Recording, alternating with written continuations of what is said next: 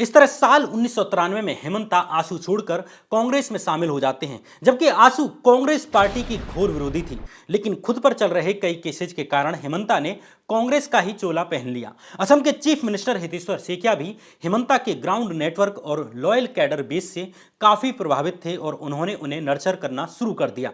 इसलिए हेमंता बिस्वा शर्मा हितेश्वर सेकिया को अपना पॉलिटिकल गुरु भी मानते हैं। इंटरेस्टिंगली साल 1996 आते आते हेमंता से जुड़े टाडा के दोनों ही मामलों के रिकॉर्ड्स चांदमारी और पान बाजार पुलिस स्टेशनों से रहस्यमयी तरीके से गायब हो जाते हैं। यहां तक कि इस केस की केस डायरी भी पुलिस स्टेशन से गायब हो जाती है। इस तरह हेमंता से जुड़े टाडा के इन दोनों मामलों की जांच ठप हो जाती है। गुवाहाटी कोर्ट ने भी इस मामले में उतनी सक्रियता नहीं दिखाई। कमाल की बात यह रही कि हेमंता बिस्वा शर्मा पर कोर्ट को प्रभावित करने के भी एलिगेशंस लगे।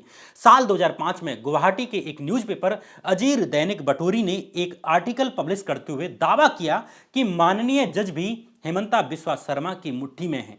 इस वक्त तक हेमंता असम की कांग्रेस सरकार में एक पावरफुल मंत्री बन चुके थे। इस आर्टिकल में कहा गया कि टाडा केसेस से रिलेटेड एक इंपोर्टेंट पीआईएल पर सुनवाई करने वाली बेंच में शामिल जस्टिस पीजी अग्रवाल की बेटी और दामाद की कंपनी को सरकार ने सस्ती कीमत पर 20 बीघा जमीन दी है। इस कंपनी में जस्टिस अग्रवाल के भी 18,000 शेयर्स थे, जिनकी 1.80 लाख रुपए की कीमत थी। कंपनी को यह जमीन उस समय दी गई जब जस्टिस पीजी अग्रवाल हेमंता से जुड़ी पीआईएल पर सुनवाई कर रहे थे और कमाल की बात यह रही कि इस पीआईएल को उन्होंने खारिज कर दिया।